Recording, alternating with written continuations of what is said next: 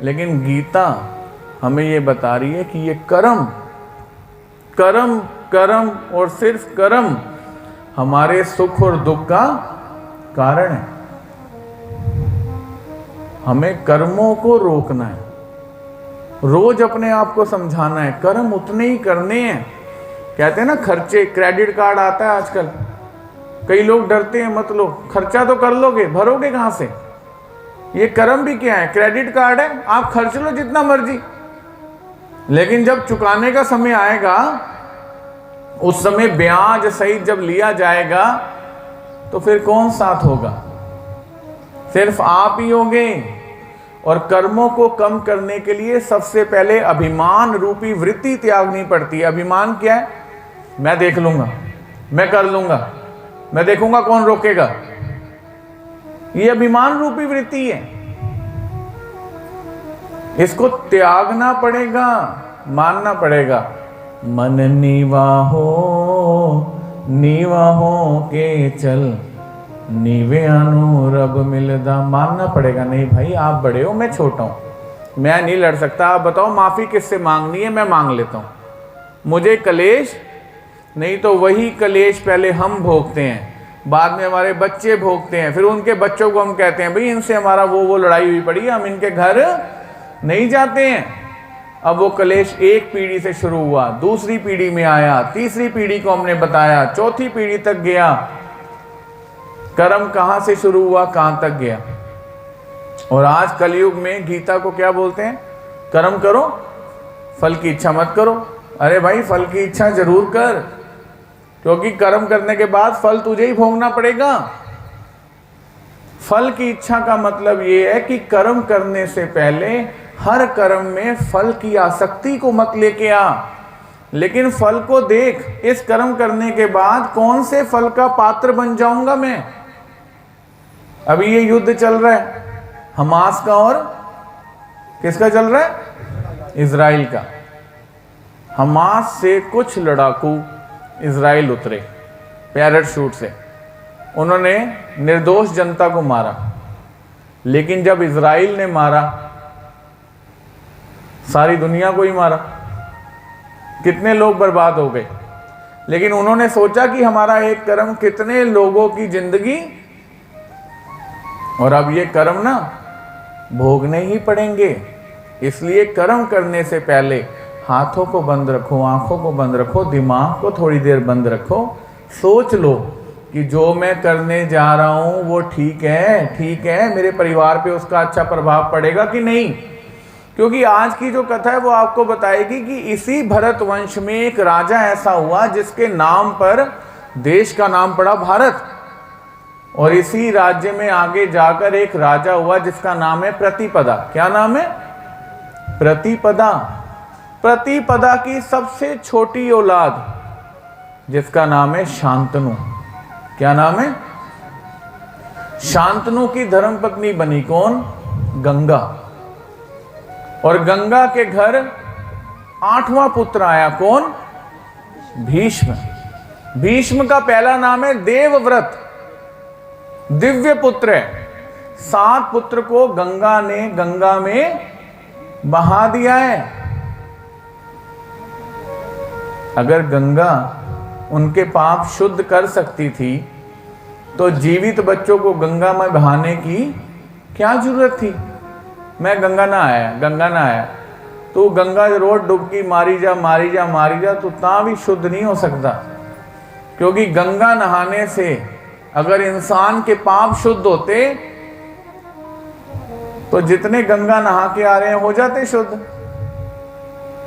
आपको पता होंगे कई लोग गंगा नहाए हैं, लेकिन रोज गंगा निकल रही होती है वहां से।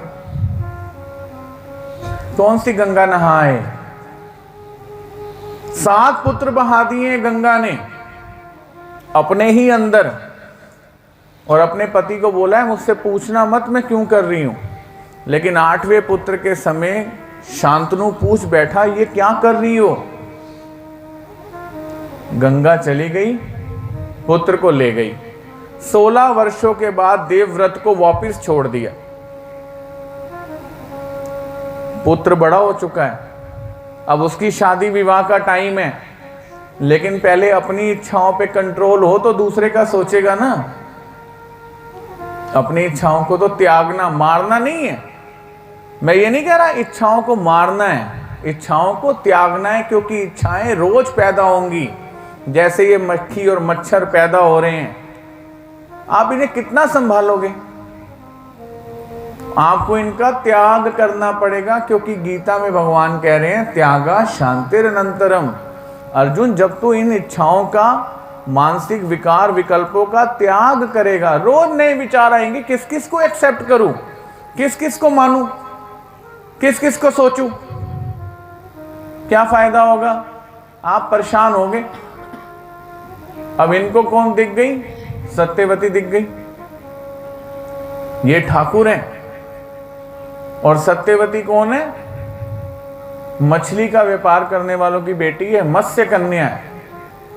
कहते हैं इसके शरीर से पहले मछली की बदबू आती थी, लेकिन पराशर ऋषि भी इस पे मोहित हो गए। कौन? पराशर ऋषि। जब ये उनके संबंध में आई तो इसके शरीर की दुर्गंध निकल गई और खुशबू आ गई इसके शरीर के अंदर। ऐसा आकर्षण था इसमें।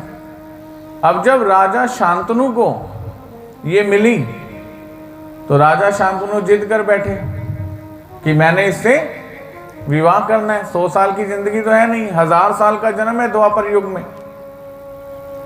दूसरे विवाह की बात छिड़ गई और उसके पिता ने क्या बोला? मेरी बेटी तो उस घर में जाएगी जिस घर में इसका पुत्र क्या बनेगा? राजा बनेगा। अब शांतनु को कठिन हो गया ये कार्य कि इसके पुत्र को कैसे मैं राजा बनाऊंगा, क्योंकि राजा के लिए तो ये देवव्रत गंगा पुत्र जो आगे भीष्म होने वाले हैं, ये काबिल हो चुका है। अब ये परेशान रहने लगे। इनकी इच्छा इन्होंने त्याग नहीं करी। कहते ना, हम इच्छा को मत मारो, इच्छा को मारो मत, त्याग दो, क्योंकि सब इच्छाओं को हम पाल नहीं सकते। इच्छाएं बहुत होती हैं। रोज गांव में कोई नई चीज आएगी और हम बाहर बैठ के देखते रहेंगे तो रोज इच्छाएं पैदा होती रहेंगी। सबके अपने अपने कर्म भोग हैं। दूसरे के कर्म भोग को देखकर अपने आप को थोड़ी जलाना है। हो गया विवाह, देवव्रत को पता चल गया, पिता इसलिए परेशान है, कारण पता चला। उन्होंने कहा ठीक है, मेरी कोई औलाद राजा नहीं बनेगी। उन्होंने कहा नहीं, कल हो गई और तुम्हें मोह पैदा हो गया। तो उन्होंने प्रतिज्ञा ली।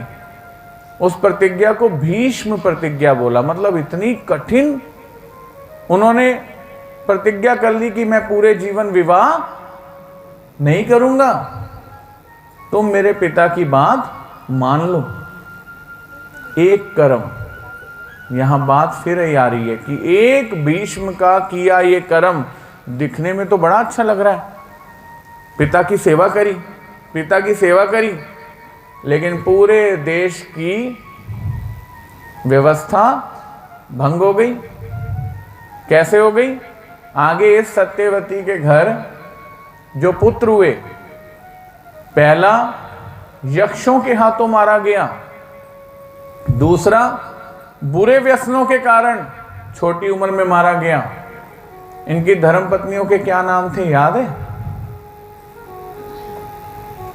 अगर आप लोग किसी कोने में बैठकर कथा पढ़ो तो आपको याद ना हो गांव के मोहल्ले में किस औरत का क्या नाम है, कौन कहाँ मर गया, किसकी शादी हो गई, वो देख चुड़ैल आ गई उन्होंने घर, वो देख फलान आ गई, वो देख टिंका, सब पता है। लेकिन नाम पात्रों का पूछना हो, हमें नाम नहीं पता पात्रों का। हमें कैसे पता है? कोई कैसेट चल रही है अंदर। एक समय प्रभात के परम प्रीति कर जोड़, जे तेरा कारज ना बने दई उलाम्भा मोड़। सकल सुरा को छाड़ के राख टेक भगवान, जिस सिमरिया चौरासी मिटे पावे मोक्ष निधान। आपको संगत करनी पड़ेगी, खुद को ग्रंथों के पास लेके जाना पड़ेगा, किसी गुरु को धारण करना पड़ेगा जो आपको जीवन के मर्म को सिखाए, गीता जी को समझाए, भगवत शास्त्र आपको रोज सुनने को मिले। पात्रों के नाम नहीं पता, अंबा, अंबिका, अंबालिका। अंबा तो आई नहीं, उसने कहा मैं अपना वर चुन चुकी हूं। अंबिका अंबालिका से इनका विवाह हुआ, लेकिन इनको भी कोई पुत्र नहीं हुआ। हर माँ बाप की इच्छा होती है मेरा बेटा गद्दी पे बैठे, अगर उसने कर्म ही नहीं वैसे जोड़े होंगे, गद्दी पे कैसे बैठ जाएगा? वो मोटरसाइकिल पे बैठ के सुरक्षित घर पहुंच जाए, यही बहुत है। गद्दी कैसे? गद्दियां संभालनी इतनी आसान है। आज जो घर बिगड़े हुए हैं, जिनमें कलेश हैं, उनमें सबसे बड़ा गुनाहगार कौन है? जो घर का मुखिया है। अगर मुखिया ने ढील दे दी, घर बिगड़ गए। लेकिन घर के मुखिया नहीं अगर सब व्यवस्थित रखा हुआ है तो परिवार बिल्कुल ठीक चलते हैं। लेकिन कई मुखिया ऐसे मिलते हैं कि मिठाई का डब्बा एक सामने रखा हो, वो कहता खोलूंगा मैं ही।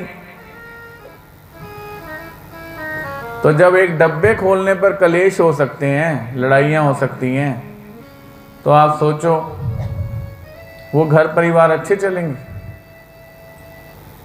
इससे बड़ी आदमी कही ये डब्बा तू ही ले जा, हम ले आएंगे दूसरा। कलेश नहीं चाहिए। छोटी छोटी बातों पे घर में कलेश हैं, लेकिन हमें पता ही नहीं चल रहा इन कलेश का स्वरूप कर्म है और कर्म का आगे फल है।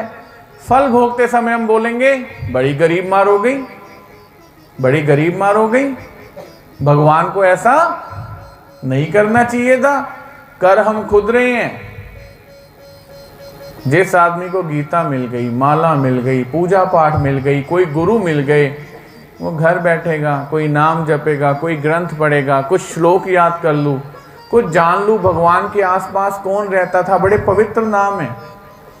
इन नामों को पढ़ने से मन को शांति मिलती है। जो भगवान के वियोग में देह त्याग रहे हैं, कुंती माता, द्रौपदी माता एक आवाज मार रही है, भगवान क्षण में आ रहे हैं। कौन है? भगवान थोड़ी है द्रौपदी, जीव है। लेकिन भगवान की भक्ति ऐसे जोड़ी है, आवाज लगाती है भगवान। हमारी आवाज से क्यों नहीं आते भगवान? हमने कभी भगवान को बुलाना जरूरी समझा ही नहीं, रिश्ता जोड़ा ही नहीं। इसलिए कवि ने बोला है, कई जन्मों से बुला रही हूं। जो बुला रहा है वही बोले, जो नहीं बुला रहा वो ना बोले। लेकिन जो वाकई बुला रहा है उसे, आज कथा में बैठा है, उसे बोलना चाहिए आंखें बंद करके। क्योंकि पहला दिन होता है जब भगवान मिलते हैं, और आखिरी दिन आता है जब प्राण तन से निकले, गोविंद नाम लेके मेरे प्राण तन से निकले। कब होगा?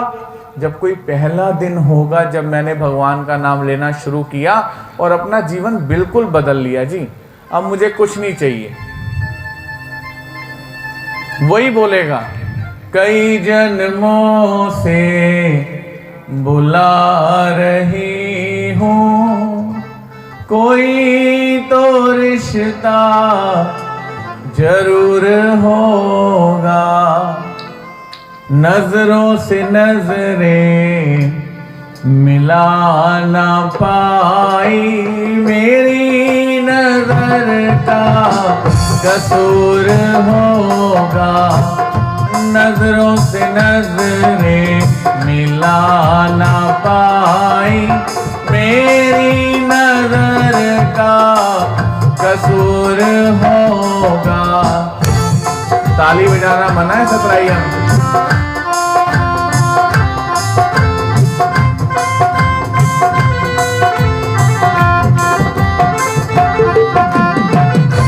कुछ भजन ऐसे होते हैं शांति देते हैं, कुछ भजन हम जबरदस्ती बोलते हैं। ढोल की तेज बजनी चाहिए, आगे चम्मच ठा ठा ठा।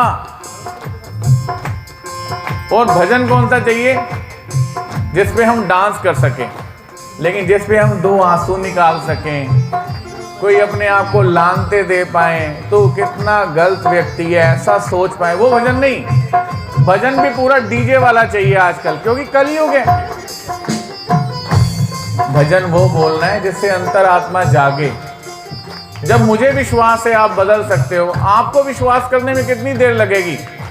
और दुनिया शुरू में आपको ये नहीं बोलेगी हाँ हाँ हाँ तू बदल रहा है, तू बड़ा धर्मात्मा है। क्या बोले, ड्रामा कर रही है, ये ड्रामा कर रही है, एक्टिंग कर रही है। ये सबसे गलत तो ये है। तो जब ये सुनने को मिले उस समय बोलना है सही कह रहे हो आप, मैं ड्रामा ही कर रहा हूं, मैं ड्रामा ही कर रहा हूं, सही नहीं हूं मैं, लेकिन सही होने का प्रयास करना शुरू कर दिया है मैंने। आप देखते जाओ कब तक मैं सही नहीं हूं।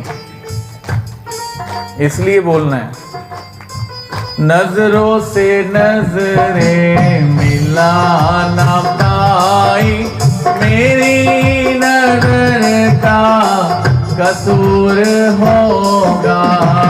कई जन्मों से बुला रही हूँ, कोई तो रिश्ता जरूर। तुम ही तो मेरे माता पिता हो, तुम ही तो मेरे बंधु सखा हो, तुम ही तो मेरे माता पिता हो, तुम ही तो मेरे बंधु सखा हो। कितने नाते तुम संग जोड़े, कितने नाते तुम संग। आगे आगे आगे आगे क्या है? कोई तो नाता जरूर होगा, कितने नाते तुम संग जोड़े, कोई तो नाता जरूर होगा। कई जन्मों से बुला रही हूँ, कोई तो रिश्ता जरूर होगा। कभी बुलाते, अब हमारा रिश्ता है भगवान से, भगवान हमें बुलाने की कोशिश करते हैं बार बार। अब ये कथा में बुला ही लिया ना, जो आ रहा है ना रोज नियम से, उसे भगवान ने बुलाया हुआ है, और जिसे नहीं बुलाया ना वो नहीं आ पा रहा। भगवान भी अपना कर्तव्य करते हैं, दे तो रहे हैं ज्ञान। एक आदमी के कंधों पे डाल दी जिम्मेवारी कि कर ये काम, और कितनी जीवात्माएं जो सामने बैठी हैं, अगर वो एक भी बात सुन लें, सच मानना आपका हृदय कोमल है, लेकिन समय समय पर हमने जिन बातों को अपने हृदय में डाल डाल के कब्रिस्तान बना लिया ना अंदर, इसे साफ करने की देर है बस। मन शुद्ध हो जाएगा, और जिस दिन शुद्ध हो जाएगा ना, उस दिन कोई विकार हमारे अंदर नहीं रहेगा जो हमें परेशान करे। हर आदमी को हंस के मिल लेंगे हम। क्यों? जब आपने ठान लिया ना मुझे बदलना है। भगवान अपना कर्तव्य कर रहे हैं, बार बार आपको बुलाने के, अपने पास ज्ञान सुनाने के।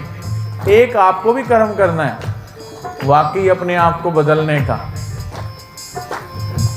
कभी बुलाते हो वृंदावन में, कभी बुलाते हो गोवर्धन में, कभी बुलाते हो वृंदावन में, कभी बुलाते हो मधुबन में। अपने दर पर बुलाते रहते, अपने दर पे बुलाते रहते, मेरे घर आना जरूर होगा, मेरे घर आना। कई जन्मों से बुला रहे हैं, कई जन्मों से बुला रहे हैं। कोई तो रिश्ता जरूर होगा, कोई तो रिश्ता जरूर होगा। तुम ही तो मेरी आत्मा हो, तुम ही तो मेरी आत्मा हो, तुम ही तो मेरे परमात्मा हो। मुझ में रह कर मुझसे पर्दा, मुझ में रह कर मुझसे ही पर्दा, पर्दा हटाना जरूर होगा, पर्दा हटाना जरूर होगा। कई जन्मों से बुला रहे हैं, कोई तो रिश्ता जरूर होगा, कोई तो रिश्ता जरूर। आँखों में बस गई तस्वीर तेरी, दिल मेरा बन गया जागीर तेरी। आँखों में बस गई तस्वीर तेरी, दिल मेरा बन गया जागीर तेरी। दासी की बिनती सुन लीजो, दासी की बिनती तुम्हारे आगे, दर्श दिखाना जरूर होगा, दर्श दिखाना जरूर होगा। कई जन्मों से बुला रही हूँ, कई जन्मों से बुला रही हूँ। कोई तो रिश्ता जरूर होगा, कोई तो। ताली बजाएं। कई जन्मों से बुला रही हूँ, कई जन्मों से बुला रही हूँ। कोई तो रिश्ता जरूर होगा, कोई तो रिश्ता जरूर होगा।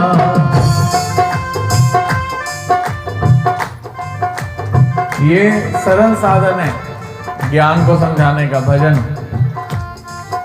बहुत सरल साधन है। मंदिर में रहते हो भगवन, कभी बाहर आया जाया करो, कभी बाहर आया जाया करो। मैं रोज तेरे दर आता हूँ, मैं रोज तेरे, मैं रोज तेरे दर आता हूँ, मैं रोज तेरे दर आता हूँ। कभी तुम भी मेरे घर आया करो, कभी तुम भी मेरे घर आया करो।